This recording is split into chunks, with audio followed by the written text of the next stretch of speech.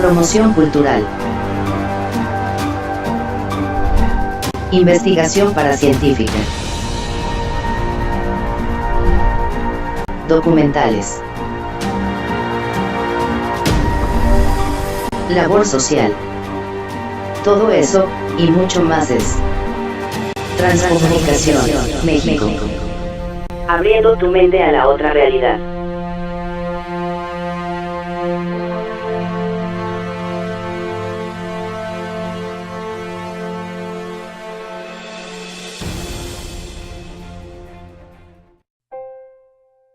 Aviso importante. Transcomunicación México es una organización independiente sin fines religiosos, políticos o de lucro. Respetamos profundamente la libertad de expresión y agradecemos la valiosa colaboración y buena voluntad de quien participa en nuestras actividades, ofreciendo al público en general la posibilidad de analizar, reflexionar y discernir en relación a las diferentes opiniones aquí vertidas.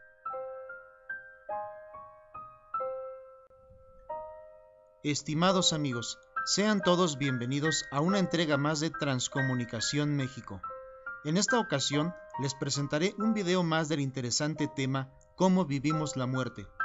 Con esta saga de videos, pretendemos ofrecerles diferentes perspectivas con la finalidad de apoyar a quien está pasando por un proceso de duelo o simplemente para conocer a nivel cultural cuál es la opinión de aquellos colaboradores que tratan este tema de forma regular y desde un punto de vista profesional y objetivo de acuerdo a su actividad. En esta que es la segunda parte de la saga, quiero agradecer encarecidamente la valiosa participación de mi amigo Aníbal Lapa, quien es licenciado en Psicología Transpersonal y Máster Reiki. Además, preside la organización Agni Shanti en la República Argentina, donde se ofrece apoyo psicológico en diferentes modalidades desde hace más de 20 años. En la descripción del video dejaré todos los medios posibles para ponerse en contacto con él. Escuchemos.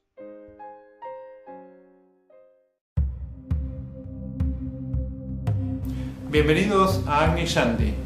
Queremos agradecer la invitación de nuestro amigo Miguel Aceves para esta serie de videos acerca del tema de la muerte, un tema complejo, un tema apasionante, y estos videos, esta serie de videos son para Transcomunicación México. Desde ya, muchas gracias. El tema que nos ocupa hoy es el tema de la muerte. Es un tema muy misterioso, es un tema apasionante, es un tema que a todo ser humano le ha interesado de los albores de la humanidad hasta la actualidad. Nadie está exento de ocuparse de este tema, así que inevitablemente todos, de algún modo u otro, vamos a ser tocados por la muerte, ya sea por la muerte de otros o por la muerte propia. El enfoque que vamos a darle es acerca de, digamos, cómo ve la muerte en la psicología transpersonal. No hay una única opinión en la psicología transpersonal acerca de la muerte, por lo tanto no voy a poder dar un único punto de vista. Voy a plantear algunas de las alternativas que tenemos para pensarlo, ¿sí? No puedo dar una única respuesta o no podemos hablar de una uniformidad de criterios acerca de esto, pero sí podemos hablar de cómo enfoca este tipo de temas la psicología transpersonal. La primera cuestión sería, ¿qué es la psicología transpersonal? Es aquella rama de la psicología o especialidad o corriente de pensamiento psicológico que considera todos los estados de conciencia del ser humano como estados naturales o estados aceptados dentro del patrimonio que tiene la humanidad como, digamos, como especie en cuanto a los posibles estados de conciencia que puede tener. Es decir, en pocas palabras, todos los estados de conciencia, inclusive los estados místicos y los estados alterados de conciencia que suceden en ciertas ocasiones, en distintas experiencias que tiene el ser humano, a veces en ceremonias chamánicas, a veces en trances místicos, a veces en experiencias espirituales de todo tipo en las distintas culturas. Todo esto la psicología transpersonal lo considera patrimonio de la humanidad y por lo tanto un estado de conciencia susceptible de ser estudiado científicamente.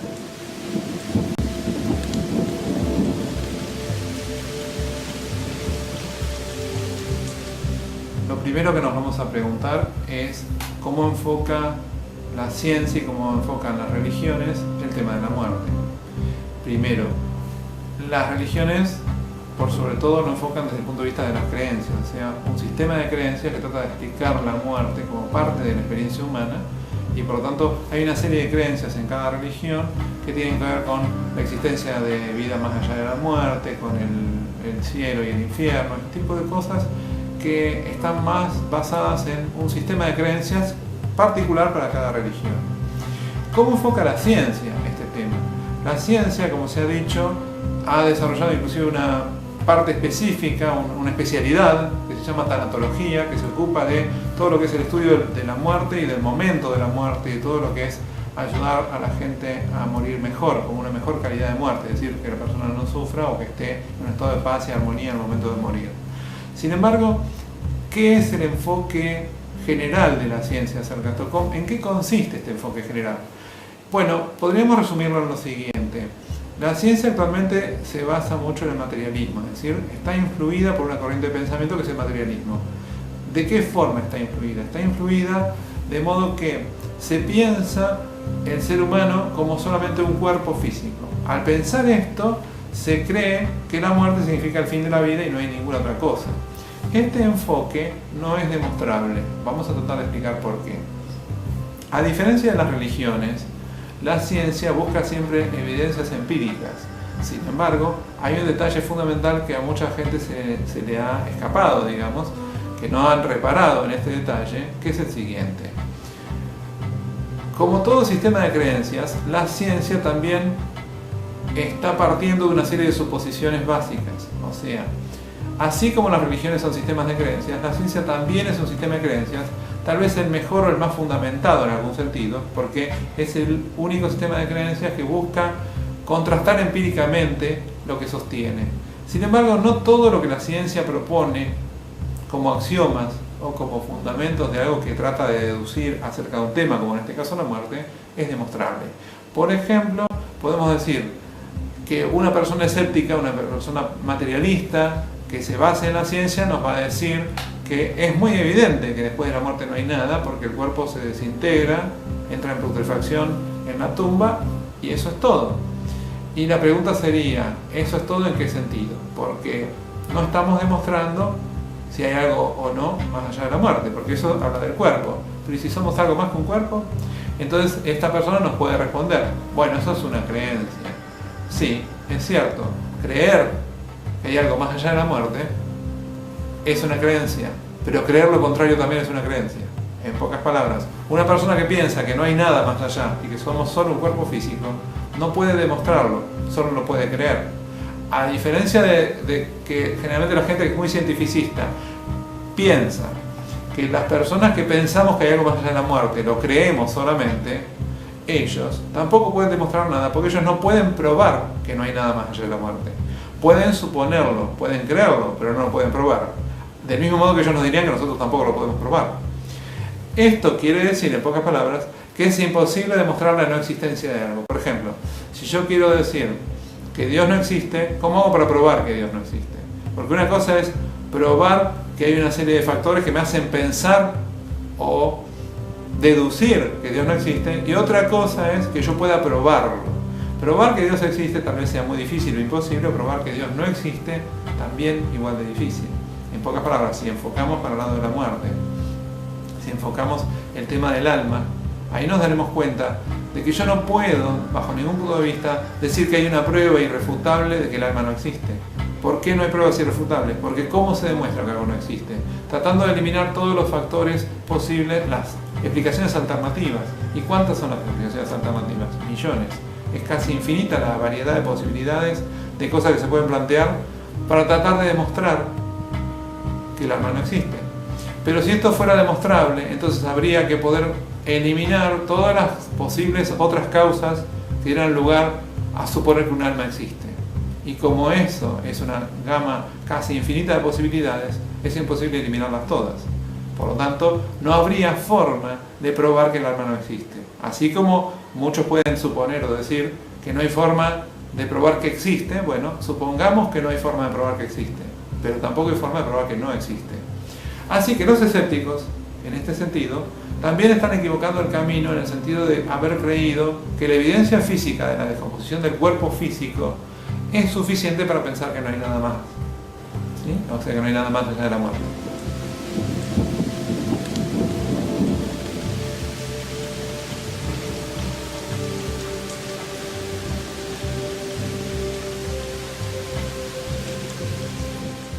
Del mismo modo, tenemos que pensar en las que se llaman ECM, experiencias cercanas a la muerte, que son esas experiencias donde las personas narran haber entrado en un túnel con una luz en el fondo. Algunas personas son escépticas con respecto a esta experiencia y piensan que desde el punto de vista de la ciencia esas experiencias no tienen validez, aunque se repitan y aunque muchas personas, miles de personas en todo el mundo, repitan lo mismo y hablan de experiencias similares, no son exactamente iguales, pero en realidad ninguna experiencia humana que se pueda documentar es siempre exactamente igual a la otra. Así que las pequeñas variantes que existen no serían un obstáculo para aceptar que esta experiencia existe. Ahora, la interpretación de esta experiencia es un problema, porque las SM, o sea, experiencias cercanas a la muerte, para una persona que es escéptica, son simplemente proyecciones o imaginación o proyecciones del contenido mental que cuando la persona está muriendo y regresa a la vida, narra una serie de cosas que algunos interpretan como efectos fisiológicos del organismo, efectos neuronales, neurotransmisores, accionando de algún modo en las neuronas. Entonces, todo esto sería una interpretación, pero lo interesante de esto es que las SM también pueden ser vistas desde otro punto de vista, el de la psicología transpersonal y de otro tipo de ciencias más amplias, que nos llevan a pensar que en realidad estamos hablando de una experiencia interior de la persona que es absolutamente real. Es un estado alterado de conciencia que ocurre en el momento de la muerte.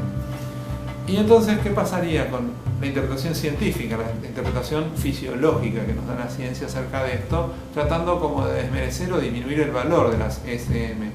Bueno, lo que sucedería es muy simple. Eso, una vez más, es una interpretación, no es el reflejo perfecto de la verdad absoluta o de la realidad, sino que es una interpretación más. Así que como es una interpretación, es tan interpretación, una cosa como la otra. Ahora, hay algo que siempre nos hemos preguntado es, ¿quién es el que se muere, no? ¿Quién es el que se muere? ¿Quién muere? Uno diría el cuerpo, pero hay una gran incógnita con todo esto. Y la verdad acerca de todo esto, ¿dónde la vamos a hallar? Esto me evoca una serie que se llamaba Código X, o Los Expedientes Secretos X, donde el lema de la serie decía, la verdad está allá afuera. Yo lo primero que voy a sostener en este momento es, no, esto no es correcto. Buscar la verdad es correcto, pero la verdad está acá adentro. Y esa búsqueda de la verdad es importante porque esto nos va a poder esclarecer el tema de la muerte y muchos otros temas fundamentales para el ser humano. Así que empezaremos por buscar las respuestas adentro. Voy a, tratar de guiar el curso de esta conversación hacia ese lado, o sea, hacia el lado de la búsqueda interior, la búsqueda espiritual. En este sentido tenemos los conceptos de alma y ego. El alma es lo que somos y el ego es lo que creemos que somos. El ego es como el eje de nuestra personalidad. El ego es la parte que nosotros aludimos cuando decimos yo, siempre estamos hablando del ego. Y el alma es lo que somos, pero no sabemos qué somos. Y el ego intenta ser una especie de reflejo imperfecto del alma, de lo que somos realmente. Pero como el ego no tiene identidad propia, como si fuera una cáscara vacía, busca siempre sentir la identidad. Y la pregunta a ¿quién es el que se muere? ¿Quién es el que se muere? Sería una pregunta interesante. También para responderla depende del punto de vista. Por ejemplo, si pensamos en el alma es algo que trasciende, es nuestra esencia, que trasciende ya la muerte. Trasciende la muerte, trasciende la materia, trasciende la energía, trasciende el espacio y trasciende el tiempo. De modo que, si el alma es una entidad trascendente, no puede tenerle miedo a la muerte ni estar preocupada por la muerte, porque ya existe más allá de la muerte. Entonces está temporariamente asociado a un cuerpo, que es el cuerpo físico nuestro, y después lo abandona, simplemente esto. Entonces no hay tanta dificultad en comprender esto. Desde el punto de vista del alma es fácil. Ahora, desde el punto de vista del ego es bastante complicado. ¿Por qué? Porque el ego siente que se le acaba la oportunidad, que se le acaba la vida, porque el ego sí es perecedero. Y como el ego es perecedero, el que busca explicaciones acerca de esto no es el alma, porque el alma ya sabe esto. el que busca explicaciones y quiere creer que hay algo más allá de la muerte, es el ego. ¿Por qué? Porque el ego sabe que se le termina la historia. Entonces hay que diferenciar esto, porque el ego es una falsa entidad que dura mientras estamos vivos y luego se disuelve. El ego sí se disuelve, el alma pervive. Entonces hay que hacer esta diferencia y comprender que quién es el que se muere. Bueno, en el fondo el que siente que se muere y el que está deseoso y anhelante de comprender qué pasa más allá de la muerte es el ego, que no la tiene garantizada después de la muerte. Mientras que el alma no necesita saber nada porque ya está, ya sabe o ya trasciende la muerte. Por todas estas razones, lo que vemos es que el tema del alma y el ego es un tema central para comprender todo esto. En este sentido, también nos podemos preguntar por qué sufrimos el duelo los seres humanos, o sea, por qué el duelo suele ser tan doloroso, sobre todo cuando se nos muere un ser querido. El duelo es doloroso por la sencilla razón de que tenemos apegos. Estamos creando apegos con todas las personas, y todas las personas que nos importan sentimos que nos une un lazo que nos ata a esa persona, y cuando este lazo se rompe debido a la muerte, sentimos que estamos perdiendo al otro. Ahora, la pregunta sería, ¿el duelo es porque el otro se fue o porque yo me quedé? En pocas palabras, el duelo, la muerte, nos impacta emocionalmente, pero el duelo es efectuado porque estoy preocupado por el otro que se fue al otro mundo, que se fue al otro lado, o que ya no existe más según la visión que tenga cada uno, o estoy preocupado porque yo me quedé aquí, porque ya no lo tengo al otro. En realidad el duelo siempre tiene que ver con uno y no con el otro, aunque parezca terrible decirlo. El duelo tiene que ver con que sentimos que a nosotros se nos fue una parte, que nos arrancaron un pedacito, y esa es la razón por la que es doloroso, porque estamos apegados y sentimos que lo perdimos al otro, que el otro ya no está con nosotros, que el otro ya no nos pertenece o nos pertenecía pero nos fue arrancado de la vida. Por esa razón el duelo es doloroso, y por esa razón está totalmente vinculado con el ego, porque el ego es posesivo, el alma no. El alma puede estar vinculada a otras almas a lo largo de toda la eternidad, el ego no. El ego tiene una existencia limitada y se apega a las cosas y a los seres, y por lo tanto cuando esto ocurre sufre cuando pierde a alguien o cuando pierde algo. Cualquier pérdida para el ego es motivo de un duelo mayor o menor según la gravedad del caso. ¿Cómo trascender esta idea? O sea, que la muerte tiene que ser interpretada como algo terrible o puede ser vista desde otro lado. La muerte puede ser trascendida. ¿Cómo? Situándonos más adentro nuestro, buscando el conocimiento del alma. Al descubrir el alma, podemos pensar en la muerte como la puerta hacia la trascendencia, o la muerte como la liberación.